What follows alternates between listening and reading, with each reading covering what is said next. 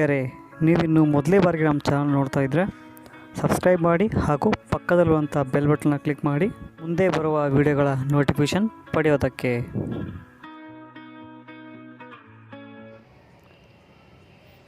Welcome to all. So today we have to start English grammar class and spoken English class. So ಎಲ್ಲರಿಗೂ ತರಗತಿಗೆ ಸ್ವಾಗತ. So ಮೊದಲೇ ಬಾರಿಗೆ ಇವತ್ತು ನಾವು ಸ್ಪೋಕನ್ ಇಂಗ್ಲೀಷ್ ಮತ್ತು ಇಂಗ್ಲೀಷ್ ಗ್ರಾಮರ್ ತರಗತಿಯನ್ನು ಪ್ರಾರಂಭ ಮಾಡಾಗ್ತಾ ಇದೆ.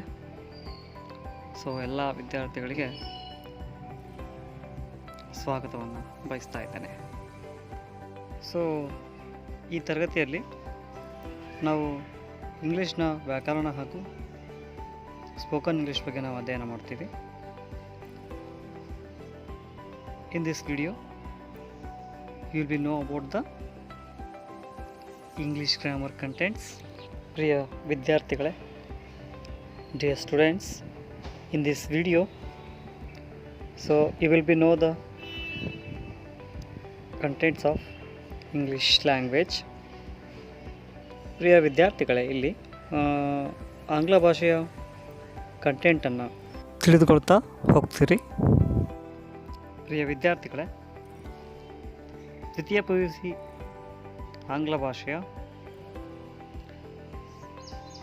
ವ್ಯಾಕರಣ ಭಾಗದ ಸಿಲೆಬಸ್ಸನ್ನು ನಾನು ಇನ್ನು ಮುಂದಿನ ತರಗತಿಯಲ್ಲಿ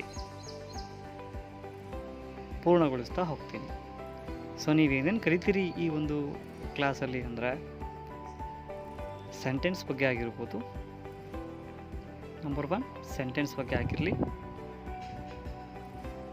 ಪಾರ್ಟ್ಸ್ ಆಫ್ ಸ್ಪೀಚ್ ಆಗಿರಲಿ, ಟೆನ್ಸಸ್ ಬಗ್ಗೆ ಆಗಿರಲಿ, active voice and passive voice, question tag,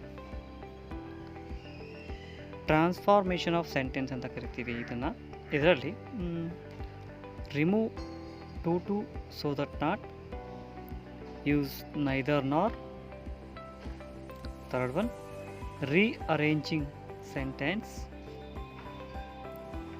reporting speech, article, letter writing. ಇನ್ನು ನಿಮ್ಮ ಪರೀಕ್ಷೆಗೆ ಬರುವಂಥ ವ್ಯಾಕರಣವನ್ನು ನಾವು ಈ ವಿಡಿಯೋದಲ್ಲಿ ಮುಂದಿನ ತರಗತಿಯಲ್ಲಿ ನಾವು ಅಧ್ಯಯನ ಮಾಡ್ತಾ ಹೋಗ್ತೀವಿ.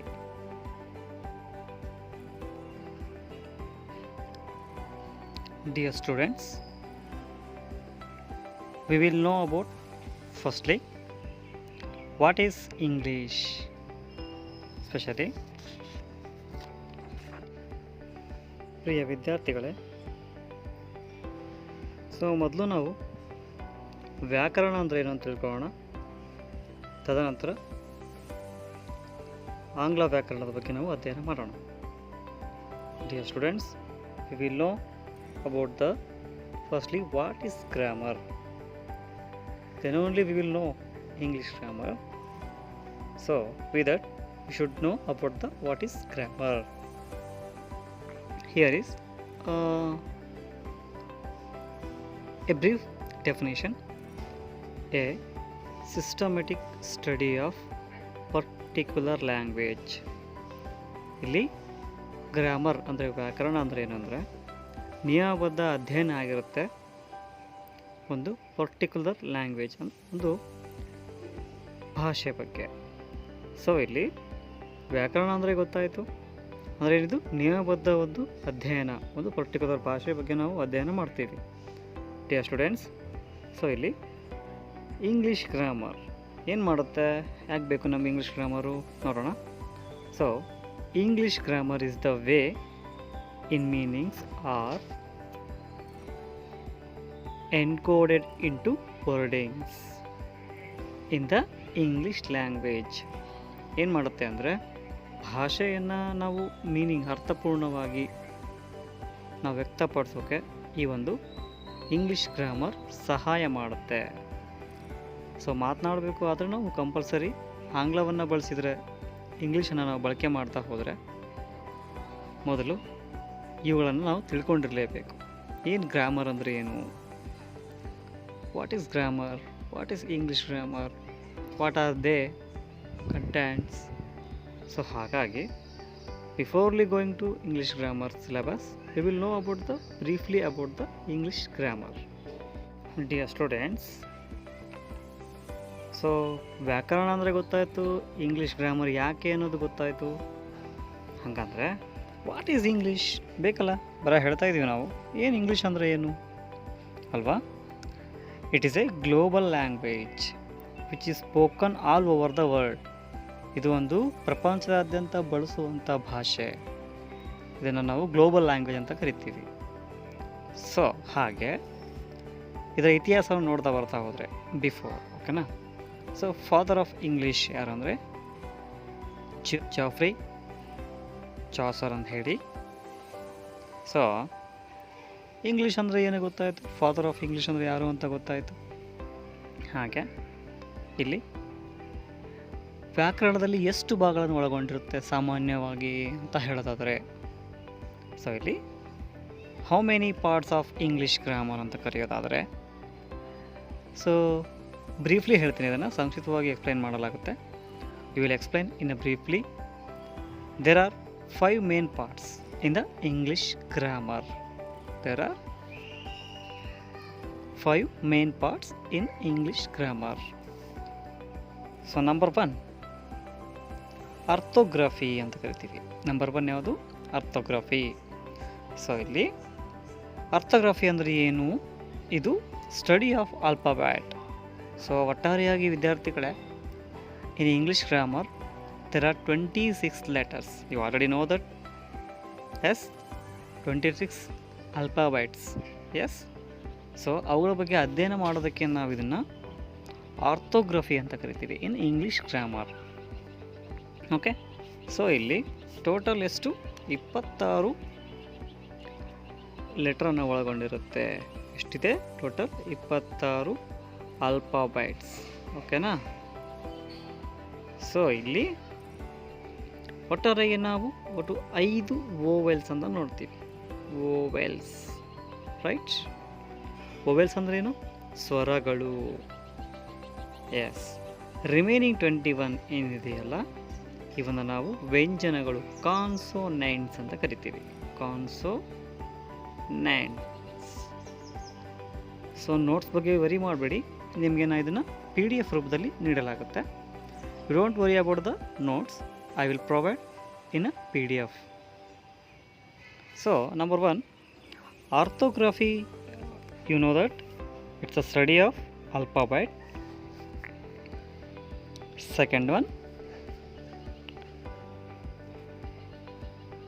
etymology ಅಂತ ಕರಿತೀವಿ ಇದನ್ನು. etymology means it's a study of words. It's a study of words. So ಆರ್ಥೋಗ್ರಫಿ ಅಂದ್ರೇನು?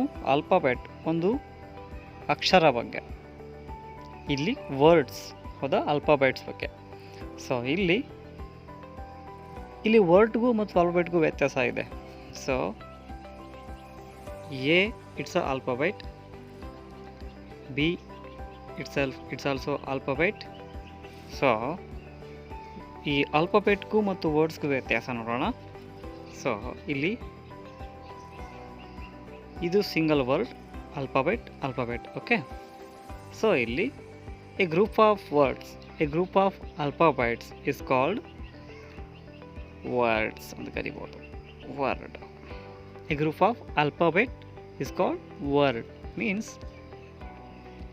ಟೀಚರ್ ಅಂತ ಹೇಳೋಣ. ಫಾರ್ ಎಕ್ಸಾಂಪಲ್ ಟೀಚರ್ ನಾ ಹೇಳಿದೆ, ಇಲ್ಲಿ ಪರ್ಟಿಕ್ಯುಲರ್ ಆಗಿ ಇಟ್ಸ್ ಸೆಲ್ಫ್ ಆಲ್ಫಾಬೆಟ್. ಸೊ ಕಂಪ್ಲೀಟಾಗಿ ಇದನ್ನು ನಾವು ಏನು ಅಂತ ಹೇಳ್ತೀವಿ? ವರ್ಡ್ಸ್ ಅಂತ ಹೇಳ್ತೀವಿ. Yes, words.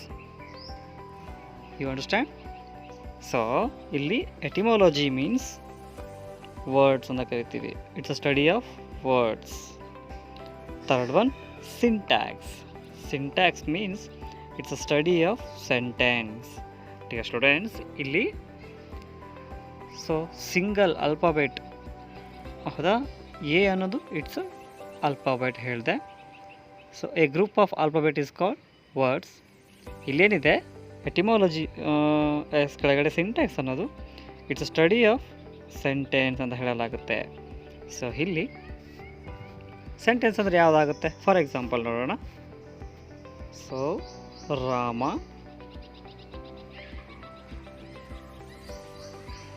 Is a player, is A